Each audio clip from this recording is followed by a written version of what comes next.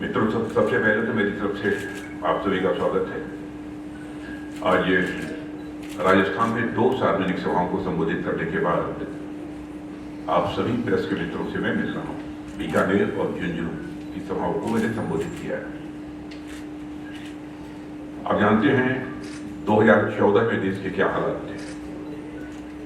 2014 में यह इस देश में एक हताशा और निराशा का माहौल था। महंगाई और भ्रष्टाचार से हमारा देश जूझ रहा था और अर्थव्यवस्था और देश की व्यवस्था दोनों कराह रहे थे। उसके बाद 2014 में प्रधानमंत्री के रूप में मोदी जी का आना, उनके नेतृत्व में एनडीए की सरकार का बनना और सरकार के कामकाज को देखने के बाद देश की जनता में इस सरकार के प्रति भरोसा और विश्वास तेजी के साथ बढ़ा है। आज मैं कह सकता हूं कि आज दुनिया के राष्ट्राध्यक्ष भी यह मानते हैं कि इस विश्व में 21वीं सदी यदि किसी की यह है तो हमारे भारत की है। इस सीमा तक केवल भारत में ही नहीं बल्कि अंतर्राष्ट्रीय जगत में भारत के प्रति एक विश्वास, भारत के प्रति एक भरोसा बढ़ा है। ऐसी स्थिति पैदा हुई है। अर्थव्यवस्था की दृष्टि से देखें तो 2014 में भारत अर्थव्यवस्था के आकार, इकोनॉमी की साइज के मामले में दुनिया में 11वें स्थान पर खड़ा था। आज वो भारत जंप लेकर 5वें स्थान पर पहुंच गया है। माने फ्रेजाइल 5 कंट्रीज में जिस भारत की गणना होती थी, आज वो फ्रेजाइल 5 से निकलकर यह भारत फेबुलस 5 में आकर खड़ा हो गया है। और भारत की ही नहीं बल्कि अंतर्राष्ट्रीय जगत की मानी जानी जो फाइनेंशियल फर्म्स हैं, वित्तीय संस्थाएं हैं, अब वो अभी कहने लगी हैं कि वह दिन दूर नहीं है कि 2027 आते आते ही यह भारत दुनिया की टॉप 3 कंट्रीज में आकर खड़ा हो जाएगा। यानी एक अमेरिका होगा, चाइना होगा और भारत भी होगा। अब हमारे प्रधानमंत्री का यह संकल्प है, हम सभी का यह संकल्प है कि 2047 तक हमें भारत को एक विकसित भारत बनाना है। डेवलप्ड कंट्रीज के रूप में हम भारत को खड़ा करना चाहते हैं। प्रधानमंत्री कुछ महीने और वर्षों की बात नहीं, वो बात यदि करते हैं तो दशकों की करते हैं, सदियों की करते हैं। बराबर हमारी प्राइम मिनिस्टर की दृष्टि दूर की होती है। और आज जिस तेजी से काम हो रहा है, मैं विश्वास के साथ कह रहा हूं कि हर व्यक्ति यह महसूस कर रहा है कि देश का भविष्य उज्जवल है और देश का भविष्य उज्जवल होने के प्रति समस्त देशवासी इस समय पूरी तरह से आश्वस्त है।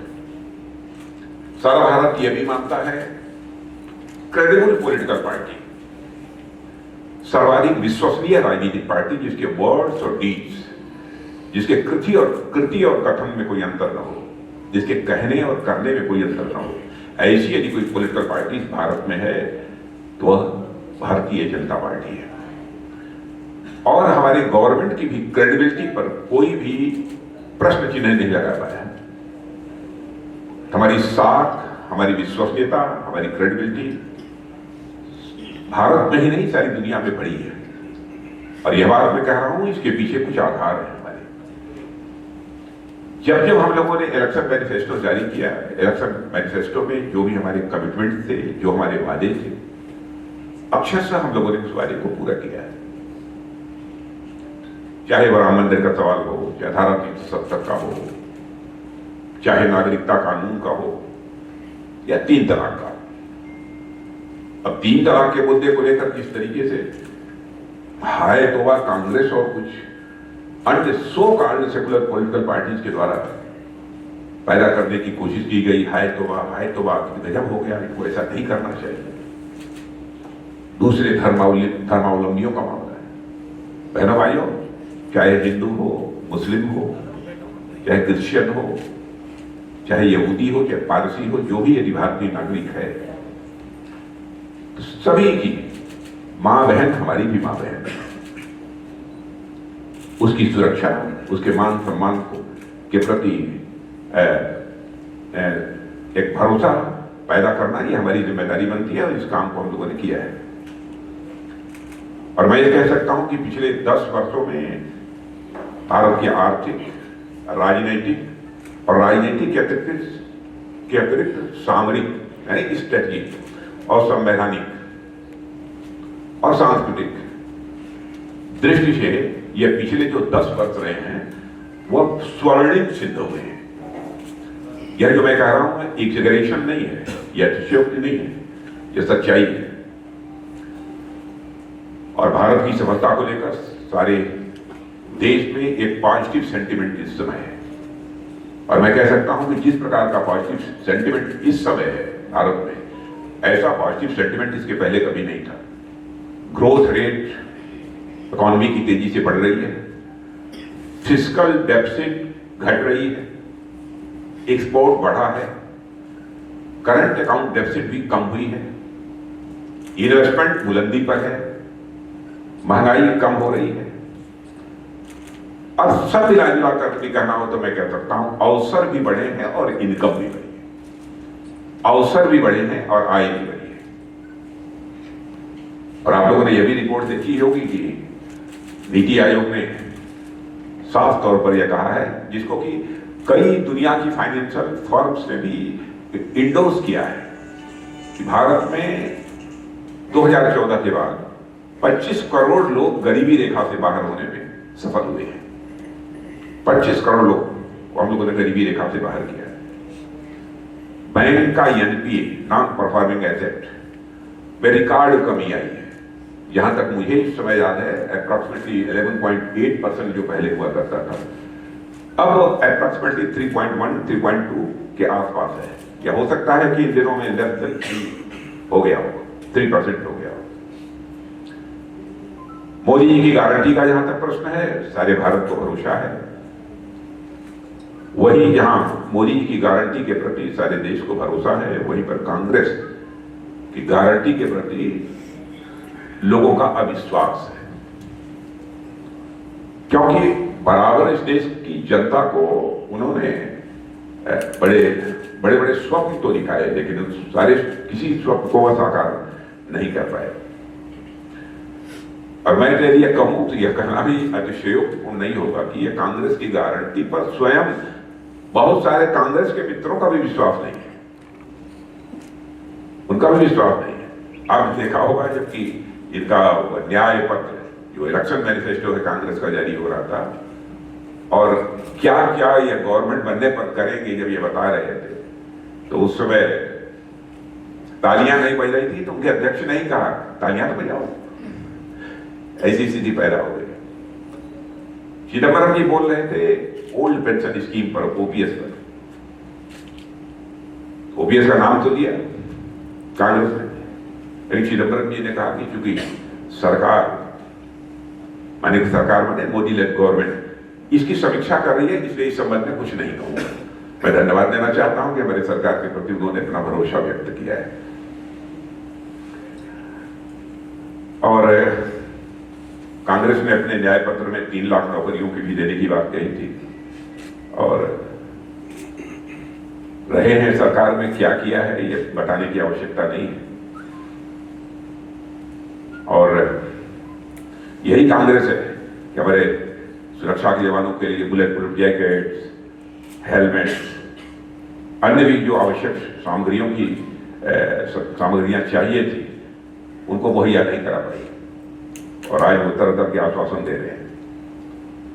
इनके समय में डिफेंस डील जो होती थी, रक्षा सौदे जो होते थे, उसमें भी बड़े घोटाले हुए हैं। सारा देश इससे अच्छी तरह अवगत है।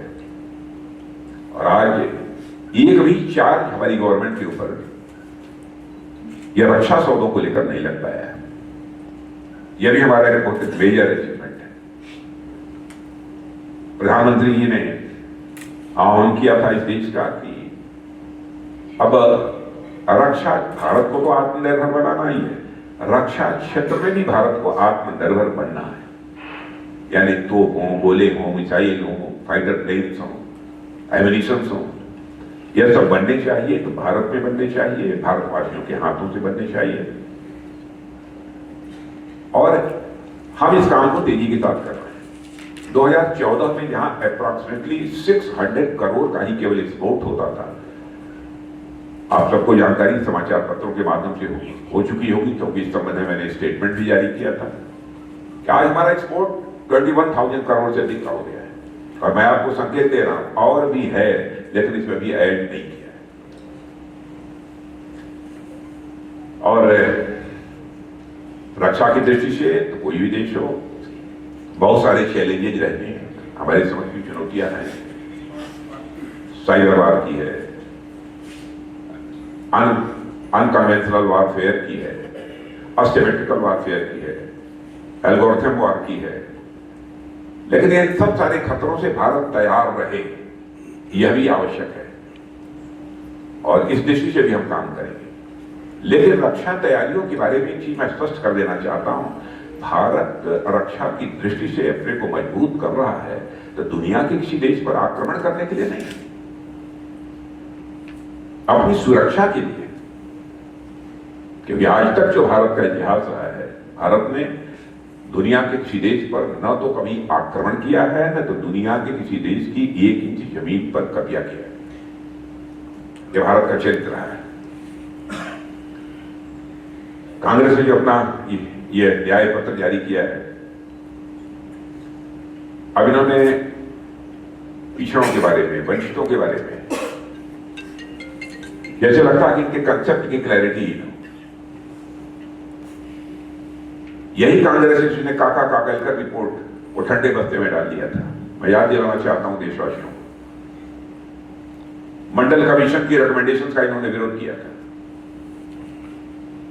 पिछड़े वर्ग के लिए जो कमीशन बना हुआ है, उस कमीशन को इन्होंने संवैधानिक दर्जा नहीं दिया था, बल्कि इनके द्वारा कई सामाजिक न्याय विरोधी कदम उठाए गए थे। और मैं दावे के साथ कह सकता हूं कि हमारी सरकार ने सामाजिक न्याय को सही अर्थों में लागू किया है, तहे दिल लागू किया है। और जो इस समय हम जनता में भी जा रहे हैं, मोदी जी की जो गारंटी है उसकी चर्चा कर रहे हैं, उस संबंध में कहना चाहूंगा कि मोदी की गारंटी 24 कैरेट का सोना है।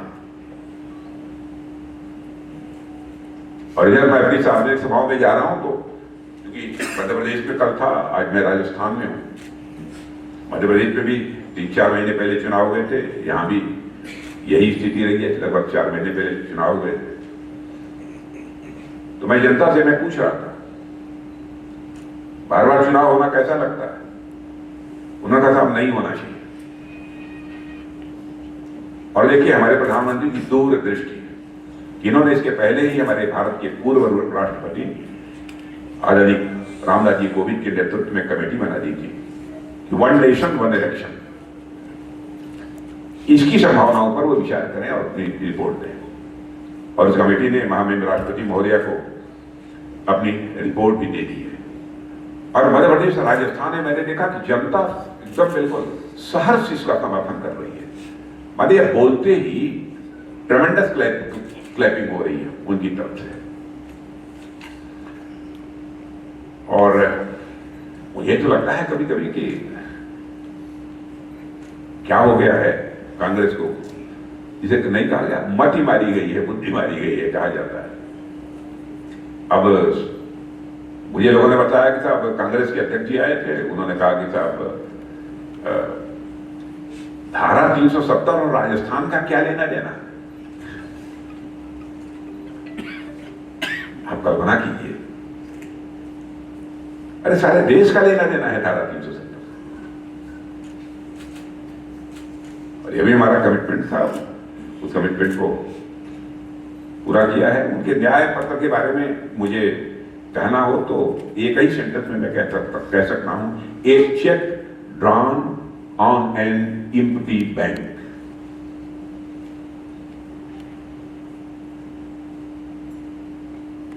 तो इस समय बस केवल इतनी ही बात आप सबके बीच मुझे रखनी थी। आप कुछ हाँ बोलिए। 2019 में जब चुनाव थे तो उससे पहले एयर स्ट्राइक 282 से आप 303, इस बार टारगेट बढ़ा है 400 पार का, तो इस बार कुछ बड़ा होने वाला है? देखिए इन सब सारे मामलों का हम चुनावी दृष्टि से नजरिए से नहीं देखते, उस दृष्टि से नहीं देखते। सुरक्षा का संकट यदि भारत पर पैदा होगा जब कभी, उसको चुनाव से जोड़कर नहीं देखा जाना चाहिए। उसका मुकाबला करने के लिए भारत तैयार रहेगा। लेकिन भारत, मैं दूसरी बात दोहराना चाहता हूं, भारत अपने सभी पड़ोसी देशों के साथ अपने अच्छे रिश्ते बनाकर रखना चाहता है और अपेक्षा भी करता है कि वो भी इसी रूप में रिस्पॉन्ड करेंगे। आशीष सर 2014 से ये देखा गया है कि विपक्ष जो है वो तो एक मजबूत चुनौती के रूप में आपके सामने नहीं नजर आ रहा है, पर 2014 से ये भी देखने को मिला है कि विपक्ष की जगह आपको आपकी बीजेपी से ही चुनौती मिलती रही है। हम बात करें ममता बनर्जी की, हम बात करें शिवसेना में उद्धव ठाकरे की, और हम राजस्थान की भी बात करें अगर इस चुनाव में, तो राजस्थान की भी जिन 3 सीटों पे कहीं पेच फंसा नजर आता है उसमें भी चुनौती आप ही की भाजपा से मिली है। राहुल कसवा, हनुमान बेनीवाल आपके अलायंस पार्टनर और रविंद्र सिंह भाटी साहब, क्या ये चुनौती, आप इस चुनौती को चुनौती मानते हो? और लोकसभा चुनाव में ये चुनौतियां जो बीजेपी के अंदर से निकल रही हैं, ये कितना आपको नुकसान या प्रभावित करने की स्थिति में है? देखिए, ममता बनर्जी और उद्धव ठाकरे हमारे भारतीय जनता पार्टी के नहीं है, उनकी अलग पॉलिटिकल पार्टी है और कहीं पर हो सकता है कि हमारे यहाँ भी डिफरेंस ऑफ ओपिनियन हो सकती है किसी हमारे फैसले को लेकर, और उस डिफरेंस ऑफ ओपिनियन को एक्सप्रेस करने की भी हम उचित फोरम पर एक्सप्रेस करने की उसकी आजादी भी देते हैं। इंटरनल डेमोक्रेसी हमारी भारतीय जनता पार्टी में, आंतरिक लोकतंत्र है। लेकिन मैं दावे के साथ कह सकता हूं कि आजाद भारत में जितनी भी पॉलिटिकल पार्टी रही हैं उनमें इंटरनल डेमोक्रेसी यदि किसी पॉलिटिकल पार्टी में है तो भारतीय जनता पार्टी में, अब कहीं पर कुछ यदि डिफरेंसेस यदि वर्कर्स में, लीडर्स में यदि पैदा भी हुए स्टेट लेवल पर, जिले लेवल पर, तो उसको हम लोग सॉर्ट आउट करते हैं। सामान्यतः भारतीय जनता पार्टी में जल्दी कोई बगावत नहीं करता, कोई करते हैं, हो सकता है, मानिए नहीं उसको, मैं नकार भी नहीं रहा हूं। राजनाथ सिंह जी, मेरा ये सवाल था कि आप देश के रक्षा मंत्री हैं और लगातार विपक्ष के रूप में कांग्रेस कह रहा है कि चीन ने हमारा काफी जमीन को कवर कर लिया, और अब लद्दाख में मिस्टर वांगचुक भी कह रहे हैं, तो आपको क्या लगता है क्या हो रहा है? ये पॉलिटिकल है या उस पर सरकार को बोलना चाहिए? अब क्या बात करें इन लोगों के बारे में, क्या कहें उनके बारे में? हमारे देश की सेना के जवानों के शौर्य और पराक्रम पर भी वो प्रश्न चिन्ह लगाने की कोशिश करते हैं। वो तो सर्जिकल स्ट्राइक और एयर स्ट्राइक का भी प्रमाण मान रहे हैं। ऐसे लोग क्या बात करते हैं? सर, मेरा सवाल है कि पुरुषोत्तम रूपाला जी की टिप्पणी से गुजरात में राजपूत समाज जो है नाराज है, तो आप राजस्थान के दौरे पे आए हैं, यहाँ से भी कई नेता वहाँ गए थे, उनको गिरफ्तार किया गया, तो कहीं उसका इम्पैक्ट राजस्थान में या पड़ोसी राज्यों में देखने को मिलेगा? इसको किस तरह से आप देखते हैं? देखेंगे, मामला सॉर्ट आउट होगा। ऐसा नहीं है कि मैंने हमारी पार्टी का कोई नेता किसी जाति अथवा किसी पंथ अथवा किसी मजहब के खिलाफ नहीं है। देखिए, हिंदुस्तान की हम अकेली पार्टी है जो जाति, पंथ और मजहब की राजनीति नहीं करते, बल्कि इंसाफ और इंसानियत, जस्टिस और ह्यूमैनिटी हमारी ये पॉलिटिक्स का आधार है। सर, आप कहते हैं कि जातिवाद की राजनीति नहीं करते, लेकिन ज्यादातर जो टिकट दिए गए हैं या क्षेत्रों में देखा जाता है कि जातिवाद के नाम पर टिकट दिए गए हैं। वर्सेज अगर देखा जाए, मेघवाल वर्सेज मेघवाल, चौधरी वर्सेज चौधरी, तो ये आधार देखा गया और इसको लेकर कई बार ये भी आता है कि पार्टी में ही जो नाराजगी है वो दिखाई देती है।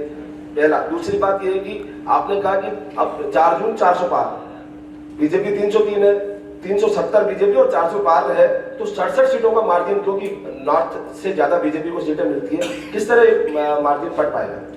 नहीं, मार्जिन पड़ जाएगा तो आ जाएगा रिजल्ट, आप देख लीजिएगा।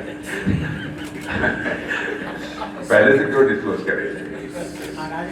और Bharatiya Janata party cast, creed और रिलीजन की पॉलिटिक्स नहीं करती है, मैंने पहले ही कहा। सर, आप रक्षा मंत्री रह चुके हैं, रक्षा मंत्री हैं सर। हम ये देखते हैं कि विनिंग कैंडिडेट कौन है, सर कौन हो सकता है, ज्यादा पर फैसले करते हैं। रक्षा मंत्री जी, आप शेखावटी में आज घूम के आए, गिलानी नगर में जनसभा भी संबोधित की। अग्निवीर का मामला उस इलाके में काफी भावनात्मक रूप से जुड़ा हुआ है। आपने भी कहा, मुझे किसी ने कहा नहीं। हम लोग चाहते हैं अग्निवीरों की चिंता करना ये हम लोगों की जिम्मेदारी हमारी सरकार की है। मैं दावे के साथ कहता हूं, किसी के भविष्य के साथ कोई खिलवाड़ नहीं होने पाएगा। और मैं कहता हूं, अग्निवीर जी आते हैं 18 साल की उम्र में, ज्वाइन करते हैं, और हाई स्कूल पास करने के बाद जब वो 4 साल के बाद निकलेंगे तो उनके पास जो है इंटरमीडिएट की सर्टिफिकेट होगी, इक्विवेलेंस, और साथ ही साथ उनके पास कोई एक प्रकार का उनका ट्रेनिंग होगी, प्रशिक्षण भी होगा उनका, माने क्या बोलते हैं, स्किल डेवलपमेंट भी उनका होगा। समीक्षा की और बहुत पैरामिलिट्री फोर्सेस तो हैं ही, पैरामिलिट्री फोर्सेस के अतिरिक्त भी हम लोग कई ऐसे विभाग हैं सारे देश भर में, यदि हमारा वह नौजवान जाना चाहता है उसमें उसके लिए रिजर्वेशन की व्यवस्था की है। इतना ही नहीं, 4 साल के बाद जब वो निकलेगा तो उसके हाथ में 15-16 लाख रुपए भी होंगे, जो यदि कोई दूसरा व्यवसाय भी करना चाहता है तो कर सकता है। यह देश के नौजवानों को गुमराह किया जा रहा है। जो सेना में रहना चाहते हैं सेना में रहेंगे। समीक्षा की कोई बात नहीं है, जैसा कि कहा जा रहा है आपके बयान, पिछले वाले बयान को लेकर। अरे समीक्षा क्या है, सक्सेसफुल है ये हमारा, ये स्टेप जो कुछ भी हम लोग किया सफल है। अच्छा, दूसरी कोई भी सिस्टम हो, कोई भी सिस्टम आगे एग्जिस्टिंग यदि कोई सिस्टम है उसमें कहीं लगेगा हमको कि नहीं यह सुधार इसमें किया जाना चाहिए, अगर मैं कह रहा हूं हर सिस्टम में सुधार की गुंजाइश रहती है, इस रूप में लिखिएगा, हर सिस्टम में सुधार की गुंजाइश रहती है। यदि कहीं कोई आवश्यकता होगी तो सुधार भी करेंगे, लेकिन अपने सेना में भर्ती, अग्निवीर के रूप में भर्ती होने वाले जवानों के भविष्य के साथ किसी भी सूरत में हमारी सरकार खिलवाड़ नहीं होने देगी, उनका भविष्य सुरक्षित रहेगा। राजनाथ सिंह जी, आप बता रहे हैं कि भारत विदेशों में हर से सबसे अव्वल अपना नाम कमा रहा है, तो अंतरराष्ट्रीय संस्था ने अपनी रिपोर्ट जारी किया है, जहाँ कुछ देशों पे रिसर्च किया, अपनी रिपोर्ट में ये कहा है कि भारत भी 10 देशों में, तानाशाही जैसे देश है उनमें सम्मिलित होने जा रहा है, लोकतांत्रिक यहाँ खतरे में होता जा रहा है। और विदेश को तो आप हंसी खिली में उड़ा देते हैं, जहाँ विदेशी लोग जब भारत के बारे में ये कह रहे हैं तो आप क्या कहेंगे इसके ऊपर? मैं इसलिए कहना चाहता हूँ, ये यहाँ पर डेमोक्रेसी न होती तो आप प्रश्न ही न पूछ पाते। सर, प्रश्न आप पूछे डेमोक्रेसी में पूछ सकते हैं, यहाँ डेमोक्रेसी नहीं है, माने प्रश्न नहीं पूछ सकते। सर, डेमोक्रेसी की बात करण सिंह उच्चारता जोधपुर कैंडिडेट है, उनका ये कहना है कि 2029 में जो चुनाव होंगे वो पाकिस्तान की तरह इंडिया में चुनाव होंगे, और पाकिस्तान का इलेक्शन कमीशन जो कहता है कि मैंने जानबूझ के 70 सीटें हरवा दी, हिंदुस्तान में भी 2029 में ऐसा होगा। ज्यादा जी हमारी पाकिस्तान से तुलना मत करिए, मेरा कहाँ चलेगा। मेरा एक सवाल है, आप जयराम रमेश ने इंटरव्यू दिया था, उसमें उन्होंने कहा है कि वो राम के पुजारी हैं और आप राम के व्यापारी हैं। ओह, अच्छा है, इसीलिए दर्शन करने नहीं गए। और पुजारी कितना है तो आप तो जानते ही हैं, निमंत्रण तो गया था सबको, जिसकी श्रद्धा